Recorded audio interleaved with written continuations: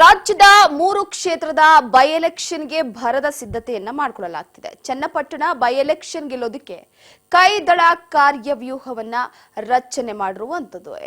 ಪ್ರಮುಖವಾಗಿ ಒಂದು ಕಡೆ ರಾಜ್ಯದಲ್ಲಿ ಬೈ ಎಲೆಕ್ಷನ್ಗೆ ಭರದ ಸಿದ್ಧತೆ ಜೋರಾಗಿದೆ. ಚನ್ನಪಟ್ಟಣ ಬೈ ಎಲೆಕ್ಷನ್ ಅನ್ನ ಗೆಲ್ಲೋದಕ್ಕೆ ಒಂದು ಕಡೆ ಕಾಂಗ್ರೆಸ್ ಹಾಗೆ ಮತ್ತೊಂದು ಕಡೆ ಜೆಡಿಎಸ್ ತರದೇ ಆದ ಕಾರ್ಯವ್ಯೂಹವನ್ನ ರಚಿಸೋದಕ್ಕೆ ಮುಂದಾಗಿರುವಂತದ್ದು. ಅದಾದ ನಂತರವಾಗಿ ಚನ್ನಪಟ್ಟಣ ಒಂದು ರೀತಿ ಹೈ ವೋಲ್ಟೇಜ್ ಆಗಿ ಕ್ರಿಯೇಟ್ ಆಗಿರುವಂತದ್ದು.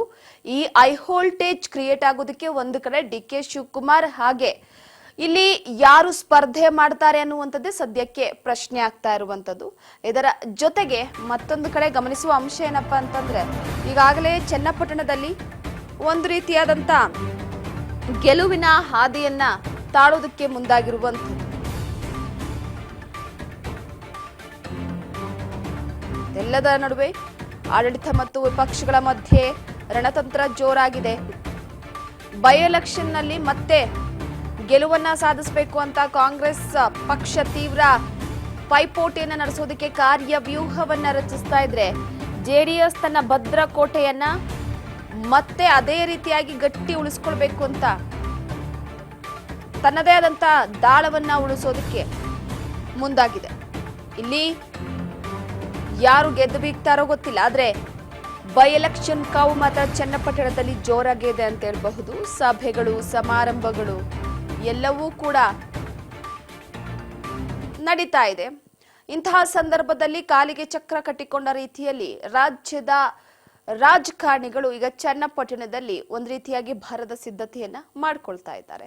ಆದ್ರೆ ಪ್ರಮುಖವಾಗಿ ಗಮನಿಸುವ ಅಂಶ ಏನಪ್ಪಾ ಅಂತಂದ್ರೆ, ಈಗಾಗಲೇ ಚನ್ನಪಟ್ಟಣದಲ್ಲಿ ಒಂದು ಕಡೆ ಜೆಡಿಎಸ್ ನಿಂದ ಗೆದ್ದು ಶಾಸಕರಾಗಿದ್ದಂತಹ ಕುಮಾರಸ್ವಾಮಿ ಅವರು ಯಾರನ್ನ ಕಣಕ್ಕಿಳಿಸೋದಕ್ಕೆ ಅಲ್ಲಿ ಒಪ್ಪಿಗೆ ಸೂಚಿಸ್ತಾರೆ ಅಂತ ಒಂದು ತಮ್ಮ ಮಗನ ರಾಜಕೀಯ ಭವಿಷ್ಯವನ್ನ ಕಾಡ್ತಾ ಇದ್ದಾರೆ. ಇದರ ಜೊತೆಗೆ ಸಿ.ಪಿ. ಯೋಗೇಶ್ವರ್ ಅವರು ಕೂಡ ಅಲ್ಲಿ ಆಕಾಂಕ್ಷಿಯಾಗಿರುವಂತಹ ಹಿನ್ನೆಲೆಯಲ್ಲಿ ಮತ್ತೆ ಜೆಡಿಎಸ್ ಹಾಗೆ ಬಿಜೆಪಿಯ ನಡುವೆ ಏನಾದ್ರೂ ಒಡಕು ಮೂಡಬಹುದಾ ಅನ್ನುವಂಥ ಒಂದು ಪ್ರಶ್ನೆ ಸದ್ಯಕ್ಕೆ ಕಾಡ್ತಾ ಇದೆ.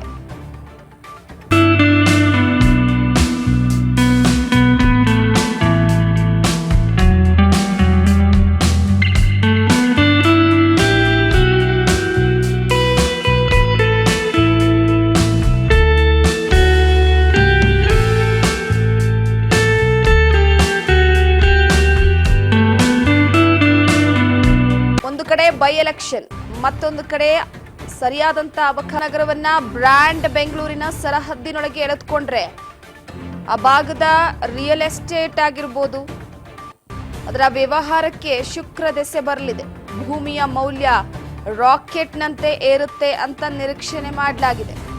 ಸೊ ಈ ಹಿನ್ನೆಲೆಯಲ್ಲಿ ಇದರ ವ್ಯಾವಹಾರಿಕ ದೃಷ್ಟಿಯನ್ನ ಇಟ್ಕೊಂಡು ರಾಮನಗರಕ್ಕಾಗಿ ಅಸಲಿ ಮಹಾಯುದ್ಧ ಶುರುವಾಗಿದೆ. ಡಿ.ಕೆ. ಶಿವಕುಮಾರ್ ಇದೇ ರಾಮನಗರ ಜಿಲ್ಲೆಯವರು. ರಾಜ್ಯ ಸರ್ಕಾರದಲ್ಲಿ ಬೆಂಗಳೂರು ಉಸ್ತುವಾರಿಕೆಯನ್ನ ಕೂಡ ನೋಡ್ಕೊಳ್ತಾ ಇದ್ದಾರೆ ಡಿ.ಕೆ. ಶಿವಕುಮಾರ್. ತಮ್ಮ ಅಧಿಕಾರಾವಧಿಯಲ್ಲಿ ರಾಮನಗರವನ್ನ ಬ್ರ್ಯಾಂಡ್ ವ್ಯಾಲ್ಯೂ ಮೇಲೆತ್ತೋದಕ್ಕೆ ಬಯಸ್ತಾ ಇದ್ದಾರೆ.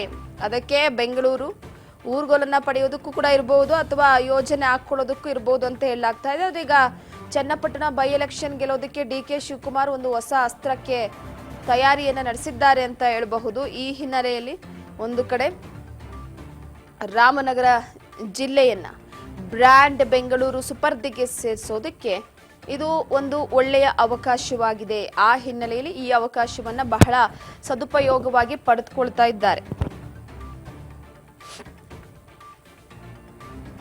ಇದರ ಜೊತೆಗೆ ಡಿಸಿಎಂ ಡಿ.ಕೆ. ಶಿವಕುಮಾರ್ ಏನು ರಾಮನಗರ ಜಿಲ್ಲೆಯನ್ನ ಬ್ರ್ಯಾಂಡ್ ಬೆಂಗಳೂರಿಗೆ ಸೇರಿಸಿ ಮತ್ತೊಂದು ಹೆಜ್ಜೆಯನ್ನ ಮುಂದಿಡೋದಕ್ಕೆ ಪ್ರಯತ್ನ ಪಡ್ತಾ ಇರುವಂಥದ್ದು.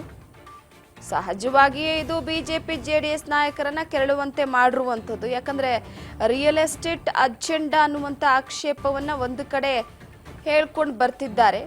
ಈಗ ಚನ್ನಪಟ್ಟಣದಲ್ಲಿ, ರಾಮನಗರದಲ್ಲಿ ತವರು ಕ್ಷೇತ್ರ ತಮ್ಮ ಆ ಒಂದು ಅಧಿಕಾರವನ್ನ ಗಟ್ಟಿಗೊಳಿಸ್ಕೊಂಡ್ರೆ, ಮತ್ತೊಂದು ಕಡೆ ಮಾಜಿ ಸಿಎಂ ಹಾಗೂ ಕೇಂದ್ರದ ಹಾಲಿ ಸಚಿವರಾದಂತಹ ಎಚ್.ಡಿ. ಕುಮಾರಸ್ವಾಮಿ ಅವರು ಕೂಡ ರಾಮನಗರ ಜಿಲ್ಲೆಯ ಹೆಸರನ್ನ ಬದಲಿಸುವ ಇಂಗಿತವನ್ನ ವರ್ಷದ ಹಿಂದೆಯೇ ಹೇಳಿದ್ರು. ಅವರ ಕನಸಿನ ಕೂಸಾಗಿತ್ತು ರಾಮನಗರ ಜಿಲ್ಲೆ. ಅದರ ಹೆಸರನ್ನ ಬದಲಿಸುವಂತ ಇಂಗಿತವನ್ನ ಈ ಹಿಂದೆ ಕೂಡ ಹೇಳ್ತಾ ಇದ್ರು. ಇದನ್ನ ಡಿ.ಕೆ. ಶಿವಕುಮಾರ್ ಅವರು ಕೂಡ ವ್ಯಕ್ತಪಡಿಸಿದ್ರು. ಜಿಲ್ಲೆಯಲ್ಲಿ ಯಾರು ಕೂಡ ಜಮೀನನ್ನ ಮಾರೋದು ಬೇಡ, ರಾಮನಗರವು ಬೆಂಗಳೂರು ವ್ಯಾಪ್ತಿಗೆ ಸೇರಿಕೊಳ್ಳುವ ದಿನ ಬರುತ್ತೆ ಅಂತ ಕೂಡ ಡಿ.ಕೆ. ಶಿವಕುಮಾರ್ ಅವರು ಒಂದು ಹೇಳಿಕೆಯನ್ನ ಕೊಡುತ್ತಾ ಬರ್ತಿದ್ರು. ಇದೀಗ ಒಂದು ಕಡೆ ಡಿ.ಕೆ. ಶಿವಕುಮಾರ್ ಅವರೇ ಸಕಾರಾತ್ಮಕವಾಗಿ ಈ ಒಂದು ವಿಚಾರಕ್ಕೆ ಸಂಬಂಧಪಟ್ಟಂತೆ ಸ್ಪಂದಿಸುವ ಸಾಧ್ಯತೆ ಕೂಡ ಹೆಚ್ಚಿದೆ. ಹಾಗಿದ್ರೆ ಡಿ.ಕೆ. ಶಿವಕುಮಾರ್ ಅವರು ಯಾವೆಲ್ಲ ವಿಚಾರಗಳನ್ನ ಮಾತನಾಡಿದ್ರು ಈ ಬೈ ಎಲೆಕ್ಷನ್ಗೆ ಸಂಬಂಧಪಟ್ಟಂತೆ ಕೇಳೋಣ ಬನ್ನಿ. ನಾವೆಲ್ಲ ಬೆಂಗಳೂರು ಜಿಲ್ಲೆಯವರು, ಬೆಂಗಳೂರು ನಗರ ಇಂದ ಹಿಡಿದು ದೊಡ್ಡಬಳ್ಳಾಪುರ, ದೇವನಹಳ್ಳಿ, ಹೊಸಕೋಟೆ, ರಾಮನಗರ, ಚನ್ನಪಟ್ಟಣ, ಕನಕಪುರ, ಮಾಗಡಿ ನಮ್ಮದೆಲ್ಲ ಬೆಂಗಳೂರು ಜಿಲ್ಲೆಯವರು. ಸೊ ತಾಂತ್ರಿಕವಾಗಿ ಕೆಲವು ಆಡಳಿತ ದೃಷ್ಟಿಯಿಂದ ಅದನ್ನು ಬದಲಾವಣೆಯನ್ನು ಹಿಂದೆ ಬೆಂಗಳೂರು ಗ್ರಾಮಾಂತರ ಅಂತಾಯಿತು, ಬೆಂಗಳೂರು ನಗರ ಜಿಲ್ಲೆ ಅಂತಾಯಿತು. ಸೊ ಆಮೇಲೆ ಒಂದು ಭಾಗನ ತೆಗೆದುಕೊಂಡು ರಾಮನಗರ ಜಿಲ್ಲೆ ಅಂತ ಮಾಡಿದ್ರು. ಇವತ್ತು ರಾಮನಗರ ಜಿಲ್ಲೆ ಏನಾಗಿತ್ತು, ರಾಮನಗರ ಆ ಜಿಲ್ಲೆ ಏನಿದೆ ಆ ಜಿಲ್ಲೆ ಹಾಗೇ ಇರ್ತದೆ. ರಾಮನಗರ ಜಿಲ್ಲೆ ಏನು ಬದಲಾವಣೆ ಮಾಡೋದಿಲ್ಲ, ರಾಮನಗರ ಹೆಡ್ ಕ್ವಾರ್ಟರ್ಸಲ್ಲೇ ಇರ್ತದೆ. ಆದರೆ ನಾವು ರಾಮನಗರದ ಹೆಸರಿತ್ತು ಏನು ನಮ್ಮ ಬೆಂಗಳೂರು, ಯಾಕೆಂದರೆ ಇಡೀ ವಿಶ್ವ ಬೆಂಗಳೂರನ್ನ ನೋಡ್ತಾ ಇದೆ. ಅಮೇರಿಕಾಗೆ ಹೋದರೆ ಯಾರು ನಾವು ಅಮೇರಿಕಾದಲ್ಲಿದ್ದೀವಿ ಅಂತ ಹೇಳ್ತಾರೆ, ಯು ಕೆಗೆ ಹೋದರೆ ನಾವು ಯುರೋಪಲ್ಲಿದ್ದೀವಿ ಅಂತ ಹೇಳ್ತಾರೆ.